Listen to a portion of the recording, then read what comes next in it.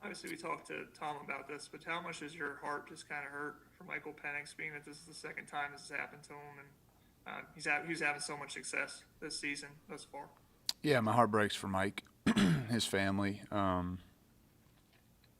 Just a tough deal. Yep. So, yeah, my heart breaks for him. All right, Zach, Matt. I guess just asking about Jack. Obviously, he's been in the program for a couple years now. Coach Allen said that he was particularly impressive to you guys in fall camp, and I know that kind of his career in terms of how much football he was getting to play kind of got chopped up around his transfer and kind of leaving Utah and coming into IU. Just kind of how much have you seen him maybe even just improve in the last 6 to 9 months? Sorry, it's my son. How could you? Uh, What's the matter with you? Or are you trying to be around your he's kids? watching. If you give him as a cookie over here, and he's mad that I'm Unacceptable. interrupting him. But just, I guess, how much have you seen him improve? Maybe just having the consistent reps in the offense, obviously, kind of with you especially, even maybe in just the last 6 to 9 months. I think Jack's continued to improve since the day he got here. We're excited for Jack. Obviously, not the circumstances that you would want, but we have a lot of confidence in Jack. He works really hard. He prepares his tail off. He has a lot of talent, and so he's ready and did a good job Saturday when he came in the game. He executed and did the things that we asked him to and helped our team win. So we have a lot of confidence and faith in Jack, and we're excited for him to have that opportunity, and we know that he'll do a great job. All right, Matt and Kevin. Hey, no kids here, guys. I mean, come on. Can we? Hey, we got Coach. to You tighten up kind a of little. mentioned Jack's performance on Saturday. Obviously, I know you're up in the box, but from watching on TV, it just seemed like when he came in, you saw him they showed him on the screen. It didn't seem like the moment was too big, no deer in headlights kind of look. I know you didn't ask him to do a ton, but he seemed pretty on flat floor and poised. I mean, just from your communication, did you feel like he was really calm and ready to go, and not the moment wasn't too big? I did. Yeah, I certainly did. And he's prepared really hard. He has it each and every week, and I think that gave him confidence to go into the game. And so he just did his job. As soon as what happened. He just put his helmet on, ran out there on the field, took a couple snaps like we normally would. It was really very normal. And the conversations that he and I both had were normal. Just like you normally would with Mike when Mike's in the game. So he really did a nice job and didn't flinch and didn't blink and just went out there and. His first pass was the 2-point conversion, which was a big play, and he didn't throw any completion Saturday, and what we asked him to do. So I thought he did a nice job, managed the game. Helped us put some drives together that helped us get some points and kind of secure the game towards the end there. So I thought he did a real nice job. All right, Kevin and Dylan. Yeah, Coach. Coach Allen just mentioned that kind of Jack has a big arm too, but obviously Mike is a special arm talent. How do the play calls or the playbook does it adjust at all, or how many throws that Jack can make similar to what Mike can make in terms of how you go about the offense? Sure. Well, they're different. They're different players, but there's no lack of talent for Jack. There's no pass concept that we don't have confidence in Jack throwing or executing.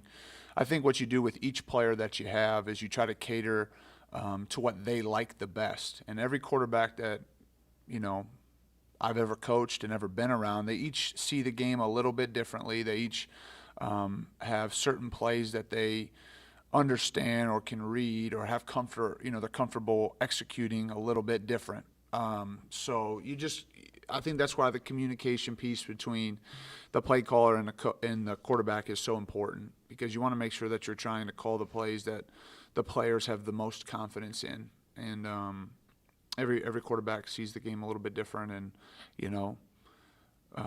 likes certain plays more or less than others. And so the communication between myself and the quarterbacks that are playing, that's really important. And those conversations are had throughout the week, throughout your preparation, certainly in the game, and you try to make sure that you're calling those plays that they have the most confidence in and that they're the most excited about.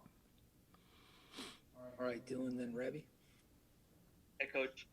Coach Allen said that the kind of direct snaps, the Wildcats were sort of a part of the game plan. I guess what did you see in practice leading up to think that would work, and just how pleased were you with the execution from the O-line and the backs?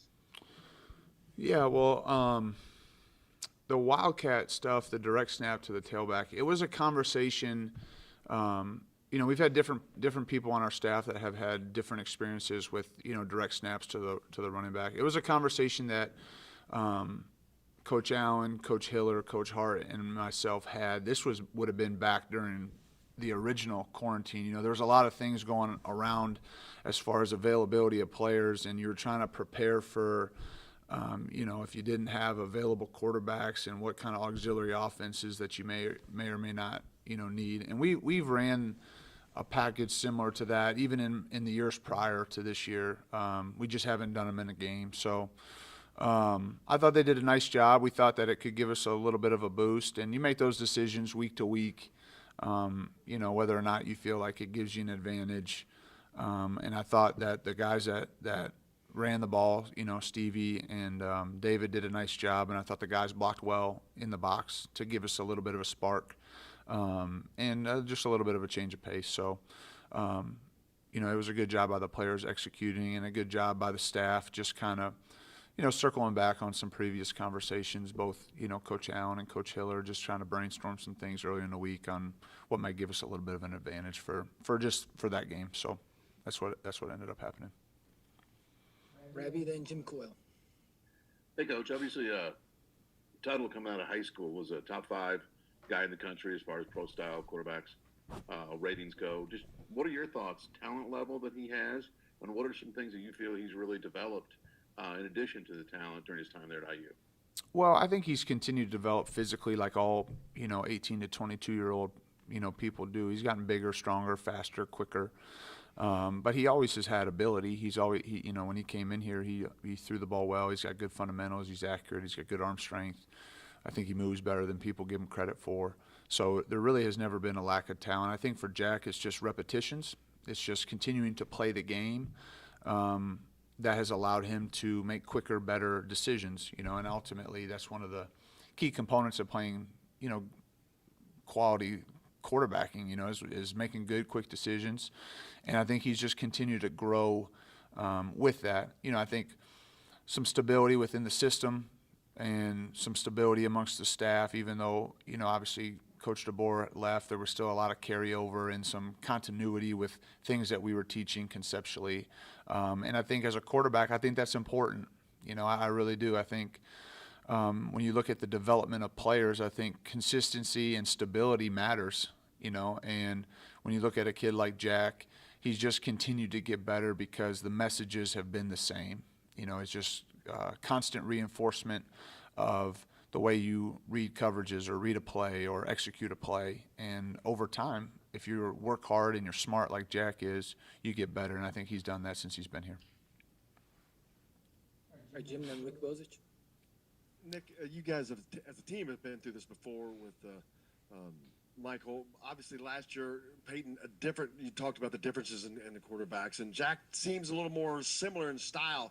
With this being your first year calling the plays, does this make it a little easier for you to continue the offense in the same direction, and does it help the offense itself keep moving in the same direction? Yeah, I think so. And I don't think as I mentioned before, I don't think when Peyton went in the game that we just drastically changed what we did, but you cater it to the quarterback, what they feel most comfortable with. I think there's a lot of carryover between, the things that Mike liked the most and the things that Jack likes the most. There'll be subtle changes for sure. And, whether or not it's noticeable to the fan or not, maybe not. But, you try to put together a system of offense. And it's been a challenge in an unusual year, but you try to put together a system of offense that has flexibility based on your personnel, week to week, game to game, whether it's, you're missing a guy up front, on the perimeter, whatever it may be, you better have some flexibility to adjust, to adapt. And certainly at the quarterback position, you better have some variety in your concepts to allow them to, to highlight their strengths. And so that's what we'll try to do this week. And Jack's got a lot of strengths, and so we're looking forward to that challenge to try to put together a great plan that allows him to be successful. All right, Rick, and then Zach, last one. Yeah, Nick, with Jack moving to number 1, I guess Dexter Williams moves to the backup quarterback. What can you tell us about him? And had most of his snaps this fall been as scout team quarterback, or how much action has he gotten?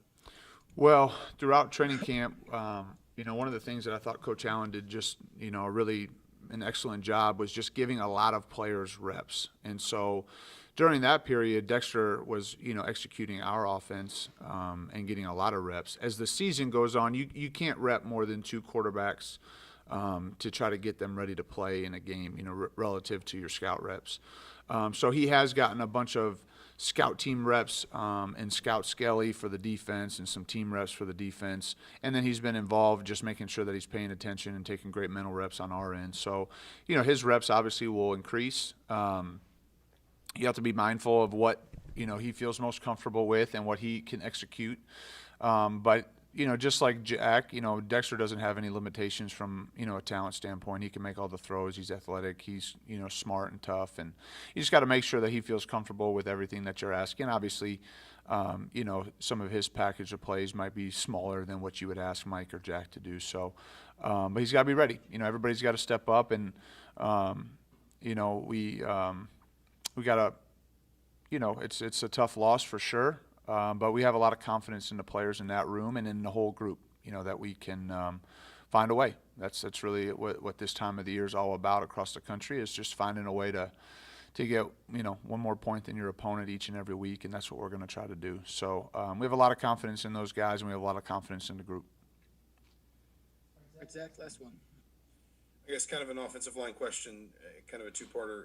One, we saw Dylan shift to the right last week. I guess just kind of what made that the move to, I guess, bring Mike in at the left guard and move Dylan to the right? And then kind of, I guess, attached to a lot of the questions about quarterback, you guys flipped your tackles in the offseason, I think in part because Mike was a left-hander. Given the fact that both guys have extensive experience on the other side, do you think about moving that back if you've got a righty, or is it just maybe at this point in the season you say let's leave those tackles where they are, so to speak? Yeah, those are questions to be had. We'll the one, and I think I've mentioned this before, because of the nature of this year, everybody's cross-trained. Guys can play both sides, both inside and out. We've had to do that, which is a good thing. It's good for our players, just their overall development. But we've tried to train tackles at both sides, and obviously when you go out there, one's got to play left and one's got to play right. But we have repped, all the guys that are in the rotation and within the 2 deep on both sides, because you don't know. You don't know what, you want to make sure you get your best 5 out there. And then as far as the guards go, we've just had a little bit of a rotation going, trying to keep guys fresh, rewarding guys that deserve to play. And so we've rotated all those guys through there. And, we did a nice job Saturday. We obviously ran the ball better, and we thought we blocked it better. And so that was definitely a contributing factor to that. So every position has to have some flexibility. The wide receivers got to be able to play both inside and out. The tight ends got to play on the ball, off the ball, detached. The offensive line has to play multiple positions. And so when we, get to Saturday, we'll make those decisions as far as where to best place each player. All right, thanks, Nick. Okay, thanks, guys. Stay safe.